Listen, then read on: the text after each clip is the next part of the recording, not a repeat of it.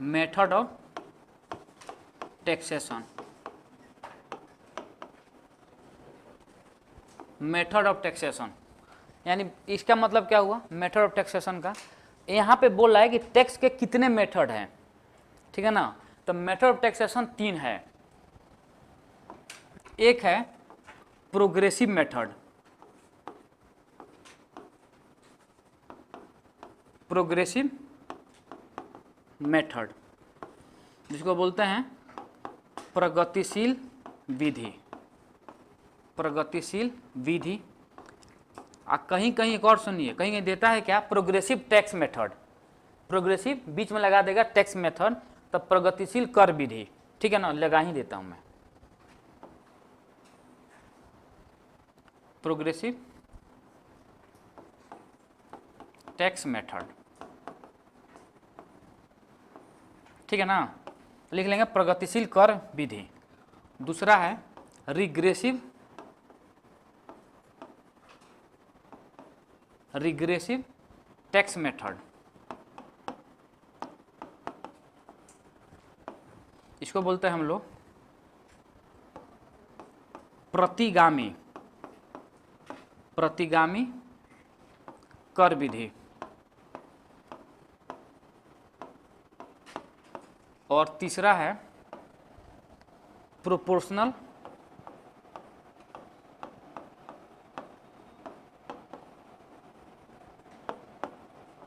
Tax method, इसको बोलते हैं अनुपातिक, अनुपातिक कर विधि,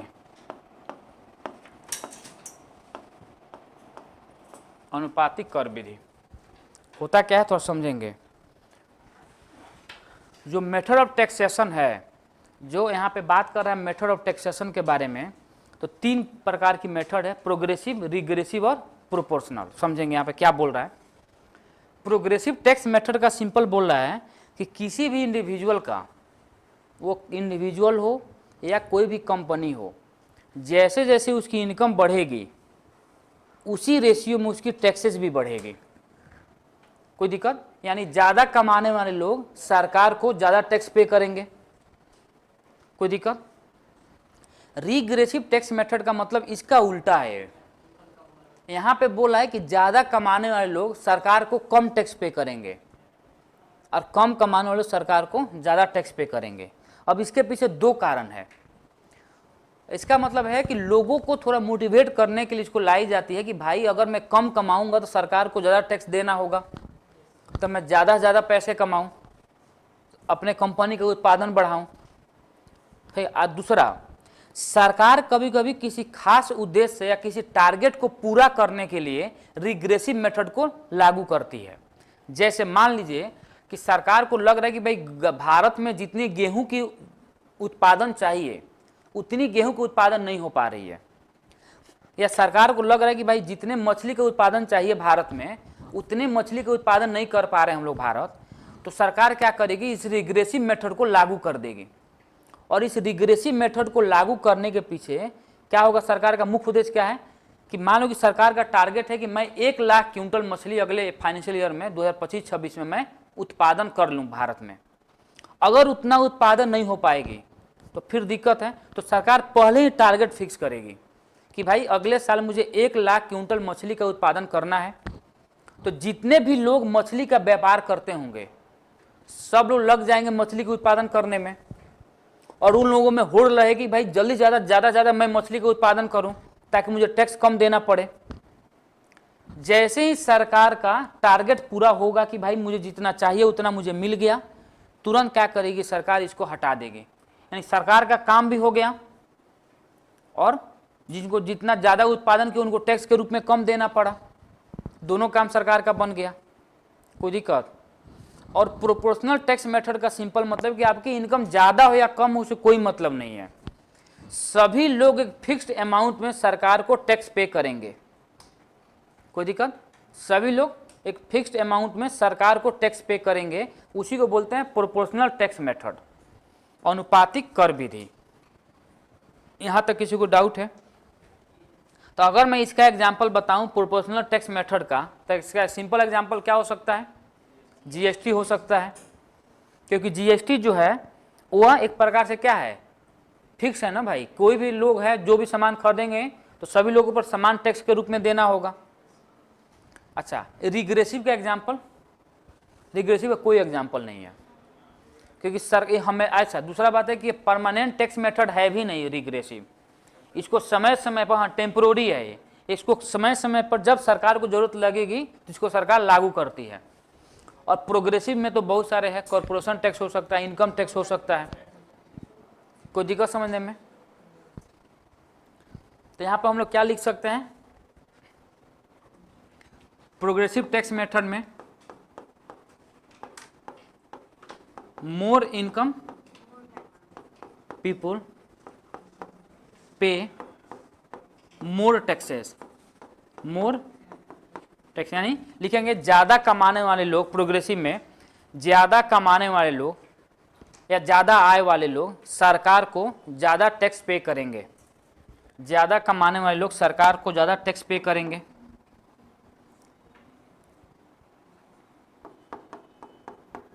it is permanent tax method, यह एक प्रकार से परमानेंट को क्या बोलते हैं, अस्थाई, यह एक प्रकार से अस्थाई कर व्यवस्था होती है। प्रोग्रेसिव टैक्स मेथड एक प्रकार से अस्थाई कर व्यवस्था होती है। दूसरा लिखेंगे यहाँ पे मोर इनकम पीपुल्स पे लेस टैक्सेस, यानी ज्यादा आय वाले लोग सरकार को, ज्यादा आय वाले लोग सरकार को कम टैक्स पे करेंगे। और इसमें लिखेंगे it is temporary tax method, ठीक है ना। और दूसरा है प्रोपोर्शनल, यानी आपका इनकम, किसी भी इंडिविजुअल का इनकम कितना है उससे कोई मतलब नहीं है, सभी लोग एक फिक्स्ड अमाउंट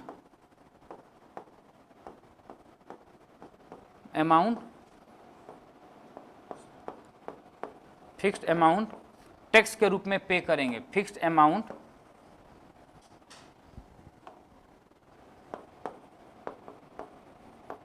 टैक्स के रूप में पे करेंगे, अगर मैं इसका एग्जाम्पल बताऊं तो सिंपल हो सकता है जीएसटी, और इसका अगर एग्जाम्पल बताया जाए तो सिंपल हो सकता है क्या, इनकम टैक्स। समझ में आ रहा है?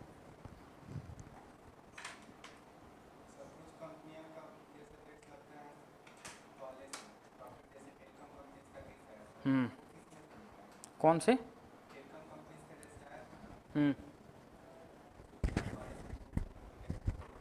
तो कॉर्पोरेशन टैक्स में जाएगा वो, टेलीकॉम कंपनी का।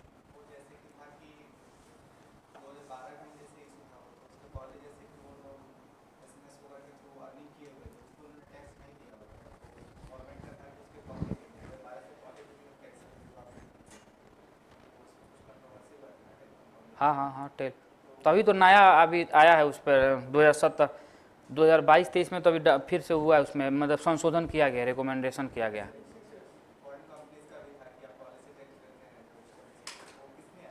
देखिए उसके लिए एक अलग टैक्स है, वो कहता है गूगल टैक्स, जिसे एक प्रकार से गूगल टैक्स को हम लोग कह सकते हैं, एक प्रकार से एडवर्टीजमेंट टैक्स उसको बोल सकते हैं। हाँ वो भी बोल सकते हैं डिजिटल में, चाहे उसको हम लोग एक प्रकार से भी कह सकते हैं, उसको क्या बोलेंगे, एडवर्टीजमेंट, विज्ञापन कर का एक एग्जाम्पल। जैसे मान लीजिए कि गूगल तो है भाई, यूएसए की कंपनी है गूगल, है ना, तो उसका ब्रांच भारत में है। तो गूगल में देखिएगा, सिंपल अगर आप लोग देखेंगे तो मान लीजिए कि गूगल एक सर्च इंजन है ना, सर्च इंजन। यहाँ पर हम लोग सर्च मार रहे हैं प्रेरणा IAS करके, तो जैसे ही प्रेरणा IAS खुलेगी ना, तो इसके बगल में इधर इधर दृष्टि आईएएस, इधर फोरम आईएएस, इधर कोई और आईएएस, इधर करके, और बीच में खुल गया प्रेरणा। इसके ऊपर कभी कभी ऐसे आ जाता है कुछ और कोचिंग का नाम। ये सब क्या है? एक प्रकार से एडवर्टीजमेंट टैक्स है। उसमें क्या किया जाता है, जैसे मान ली कि गूगल का एग्जाम हेडक्वार्टर बेंगलोर में है, भारत में बेंगलोर में है, ठीक है ना। तो वहाँ पे हम लोग गए और बात किए कि भाई ऐसा कुछ ऐसा उपाय बताइए कि अगर गूगल पे कुछ भी सर्च मारा गया पीसीएस से आईएएस से रिलेटेड, तो हम ही लोगों का कोचिंग का नाम आए, प्रेरणा आईएएस का आए। बोला ठीक है भाई, पैसा मुझे 100 रुपया चाहिए, 100 रुपया मैं करवा दूंगा। तो माने कि उन्होंने ले लिया 100 रुपया, हम लोगों से 100 रुपया वो टैक्स के रूप में ली। भारत सरकार बोलेगी कि भाई आपने जो 100 रुपया लिया है तो मुझे क्या प्रॉफिट होगा, आप मेरे भारत में रहकर कंपनी चला रहे हैं सारा। बोला कि वो तो भाई यूएसए की कंपनी है। बोला कि नहीं, यहाँ पे ब्रांच है ना आपका, भारतीय लोग तो आकर आपके यहाँ सर्च कर रहे हैं सारा काम। बोले ठीक, अभी वर्तमान में 6% है गूगल टैक्स। तो बोला कि ठीक है 6% इस पर मैं टैक्स लूँगी। तो सरकार ले लेगी 6%, उसको कितना बचेगा? 94 रुपीज़। उसको कौन, जो गूगल वाला है, इसी को एक प्रकार से आप विज्ञापन कर का एक हिस्सा मान सकते हैं इसको, जिसको हम डिजिटल सर्विस टैक्स के रूप में बोलते हैं, जो डिजिटली हम लोग को सर्विस प्रोवाइड कर रही है। लेकिन इस पर वर्तमान में रेट है वो 6% है। हाँ मैं समझ गया आपके, आप बोल रहे हैं कि जो फ्रॉडबाजी हुई थी एसएमएस के मामला जो है उस पर, हाँ उसको आप किस टैक्स में रखेंगे। हाँ तो वो जो बोल रहा है कि जो ऑनलाइन वाला मैटर है, ऑनलाइन सारे के सारे सर्विस टैक्स के अंतर्गत ही आएंगे। क्योंकि जो अगर एसएमएस वाला मामला है चाहे जो भी हो, तो सर्विस टैक्स पर अगर सर्विस दे रही है ना आपको, तो सर्विस टैक्स के अंतर्गत ही आएंगे वो। अच्छा हाँ, मेथड कौन सा होगा? मेथड तो इसमें कोई नहीं दिख रहा है, क्योंकि हाँ इसमें तो आएगा नहीं मेथड, क्योंकि सर्विस टैक्स को रखा ही नहीं गया इसमें मेथड में। इसमें 2 प्रकार के लोगों को, चीज़ों को रखा गया, ध्यान देंगे यहाँ पे। एक रखा गया है जो एकदम सिंपल है, इसमें कुछ घुमाव का बात नहीं। बोला कि भाई जितना कमाएंगे, मेरा इनकम जैसे जैसे बढ़ेगा मेरा टैक्स का रेशियो बढ़ता जाएगा। ऐसे रिग्रेसिव बोला गया, एक प्रकार से टारगेटेड है, सिंपल समझिए। अगर ऐसे सिंपल बोला जाए तो रिग्रेसिव जो टैक्स मेथड है एक प्रकार से टारगेटेड टैक्स मेथड है, यानी सरकार अपने टारगेट को पूरा करने के लिए इसको लागू करेगी, इसमें तो आएगा नहीं हो। और तीसरा है प्रोपोर्शनल टैक्स मेथड, इसमें तो फिक्स अमाउंट है कि भाई आपका इनकम 1 रुपया हो या आपका इनकम 100 रुपया हो, सभी लोग एक फिक्स अमाउंट में सरकार को टैक्स पे करेंगे। इसीलिए जीएसटी का टैग लाइन भी है, 1 नेशन 1 टैक्स। कुछ लोगों के लिए गलत भी है, कुछ लोगों के लिए सही है, कुछ लोग उसको सही मानते हैं, कुछ लोग उसको गलत मानते हैं, है ना। तो आप जो बोल रहे हैं इसमें तो नहीं आएगी, जहाँ तक मुझे उम्मीद है। हाँ तो मुझे भी याद नहीं आ रहा था, तो बता देता मैं। हो गया ये लो, लिख लीजिए सब लोग, लिखिए इसको जल्दी। अच्छा एक और बात, जैसे मान लीजिए कि एक्साइज ड्यूटी मैंने कल बताया था, आप लोगों को बताया था ना एक्साइज ड्यूटी। तो एक्साइज ड्यूटी में क्या मैंने बताया था?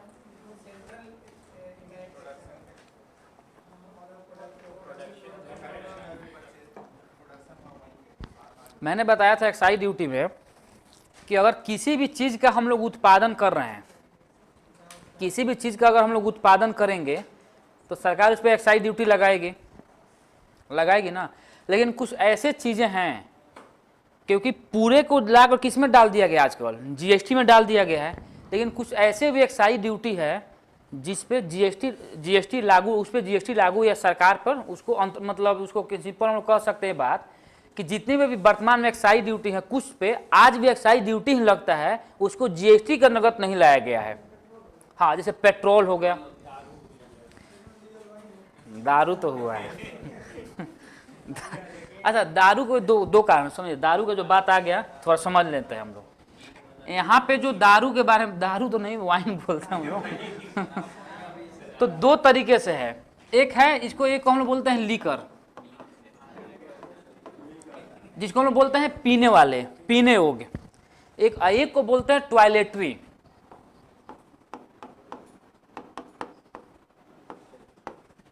टॉयलेटिंग मतलब वो नहीं इसका मतलब सिंपल ये है, इसका मतलब ये बोल रहा है टॉयलेटरी का मतलब कि जिसका उपयोग ड्यू में हम लोग करते हैं, परफ्यूम में करते हैं, जिसका उपयोग दावा में होती है, बहुत सारी चीज़ों में उसको, किसी भी चीज़ को लंबा चलाने के लिए उसमें हम लोग वाइन का उपयोग करते हैं, ठीक है ना। तो अगर जो चीजें टॉयलेटरी के अंतर्गत आती है वो सारे के सारे चीज किस पे आते हैं, किसके अंतर्गत आएंगे, जीएसटी के अंतर्गत आएंगे या नहीं आएंगे, ये सब जीएसटी के अंतर्गत आएंगे। लेकिन जो दारू पीने वाले हैं, जो पियक्कड़ सब है, बेवड़ा जिसको बोला जाता है, वो सारे के सारे उस पर जीएसटी लागू नहीं होती है। अब इसमें 2 कारण। अच्छा क्यों नहीं लागू होती इसमें थोड़ा बताइए, कोई बताएगा क्या?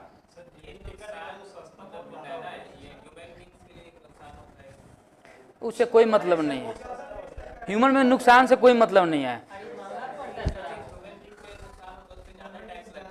देखिए बता रहा हूँ, सिंपल समझिए, इस पे उसको पता है कि अगर इस पे टैक्स लगेगा ना, जीएसटी का नगद ला दिया गया तो बहुत सारे राज्यों की रेवेन्यू डगमगा जाएगी।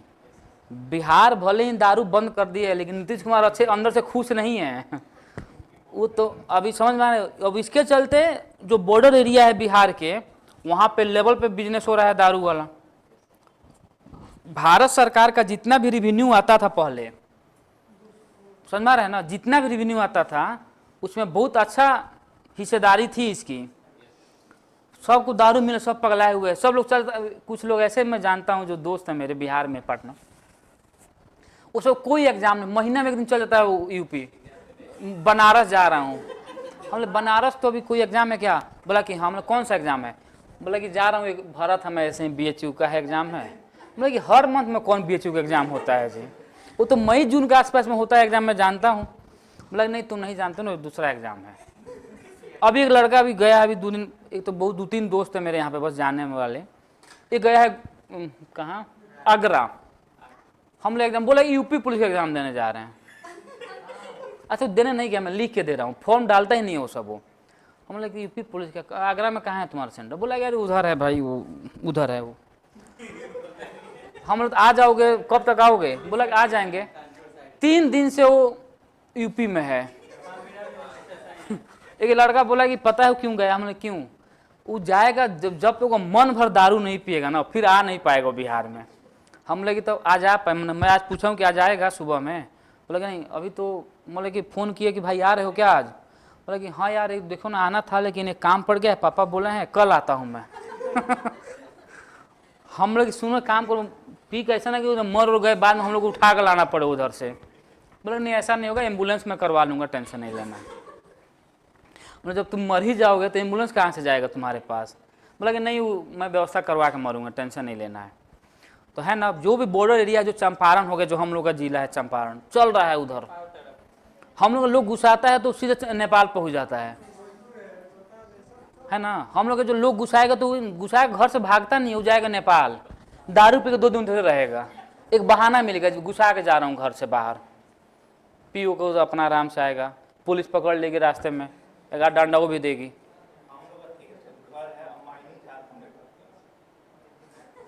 तो दारू मिल रही है। हाँ तो मैंने पी के उधर पी के गिर जाना है।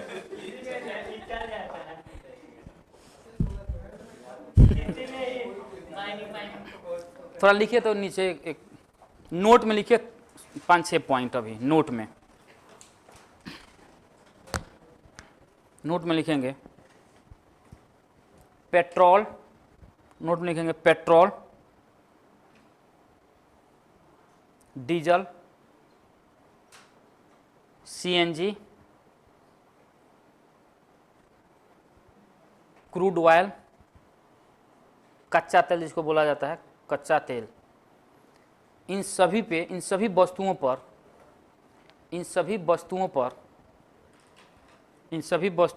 आज भी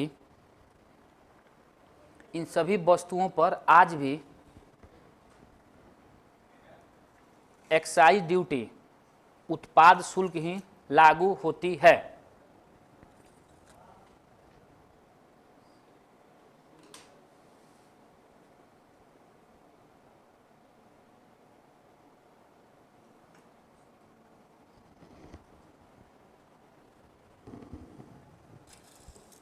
उत्पाद शुल्क ही लागू होती है, ठीक है। आगे लिखेंगे एक और पॉइंट, कस्टम ड्यूटी जिसको बोलते हैं सीमा शुल्क,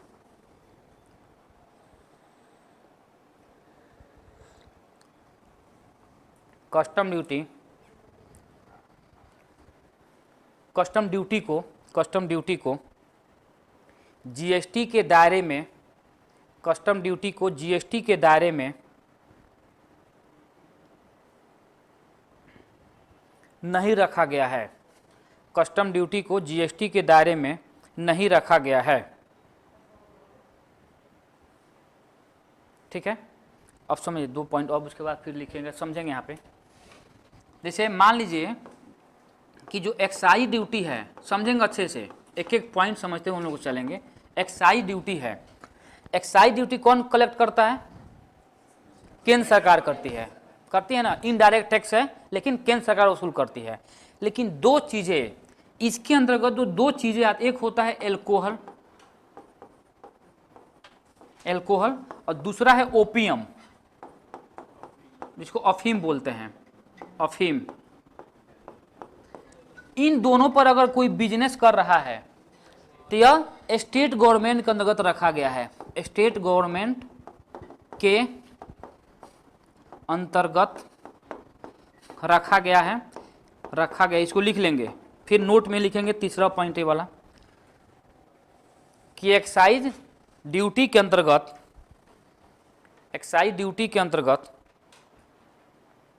जिसको उत्पाद शुल्क बोलते हैं, एक्साइज ड्यूटी के अंतर्गत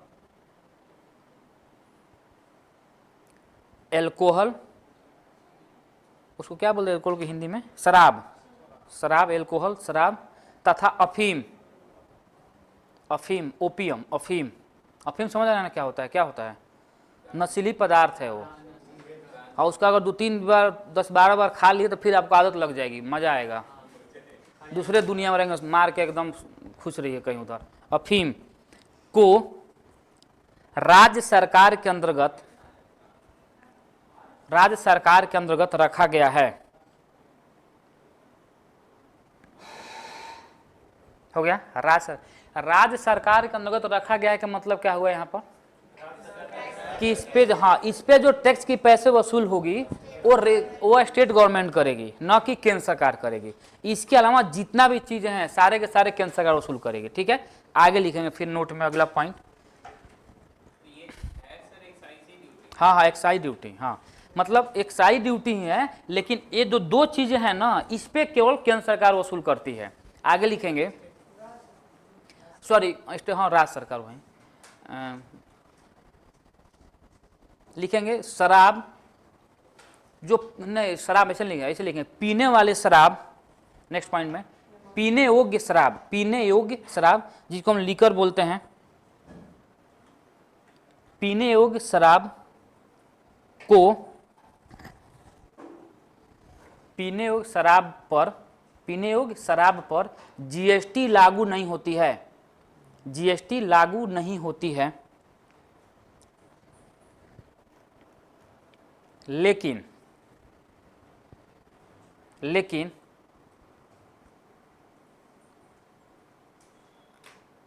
इसके अलावा जितने भी, इसके अलावा क्या लिखेंगे इसमें हम लोग, पीने योग्य शराब में जीएसटी लागू नहीं होती है, लेकिन इसके अलावा जहाँ भी शराब का उपयोग किया जाता है, पीने योग्य छोड़कर जहाँ भी शराब का उपयोग किया जाता है, उन सभी को जीएसटी के अंतर्गत रखा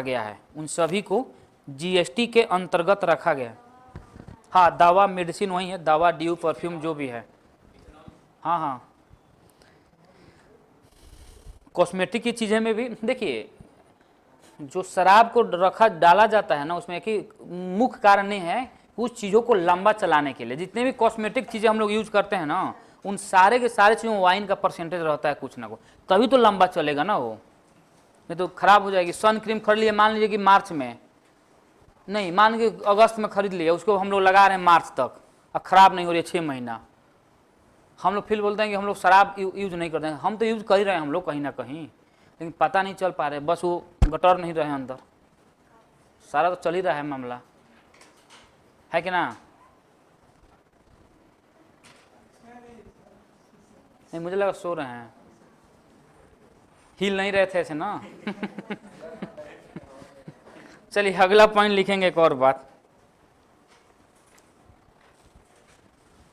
अच्छा एक बात बताइए, लिखे नहीं पहले सुनेंगे। सीएनजी होता है एक, सीएनजी का मतलब,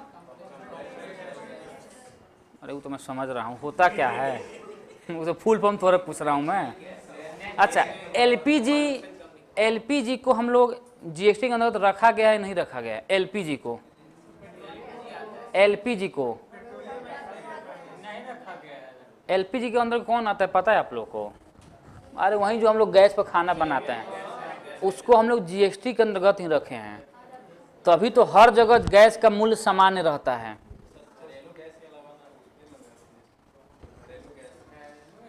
कौन घरेलू गैस? तो वहीं डोमेस्टिक कमर्शियल, वहीं ना बोलना है, कमर्शियल डोमेस्टिक दोनों को रखा गया है इसके अंतर्गत, जीएसटी के अंतर्गत। इसीलिए हर जगह, अब ब्लैक में खरीदेंगे तो अलग बात है, ब्लैक के बारे में बात नहीं कर रहा हूँ मैं, सरकारी बात कर रहा हूँ मैं, उस सारे के सारे इसी के अंतर्गत रखे गए हैं चीज़ों को, ठीक है ना। तो एलपीजी को हम लोग रखे हैं किस में? जीएसटी के अंतर्गत, याद रखेंगे। तो यहाँ पे लिखेंगे पॉइंट, वही पॉइंट मैं लिखवाना चाह रहा हूँ, यहाँ पे लिखेंगे कि एलपीजी को, घरेलू गैस जिसको लिख सकते हैं, एलपीजी को, एलपीजी को जीएसटी के अंतर्गत रखा गया है।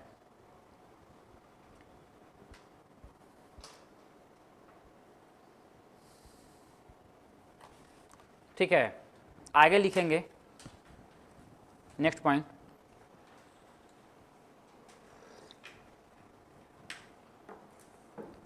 एल के झा, लिखेंगे नेक्स्ट पॉइंट में, एल के झा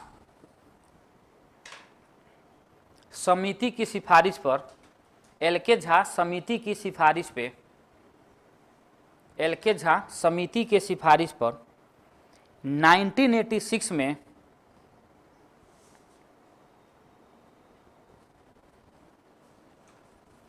एल के झा समिति की सिफारिश पे 1986 में MODVAT, MODVAT MODVAT, MODVAT ऐसे लिखते हैं हम लोग, मोड वैट MODVAT, इसका मतलब क्या होता है?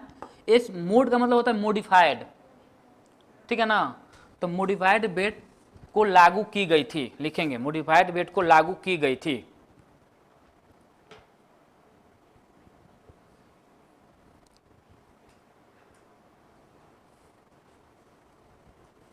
अच्छा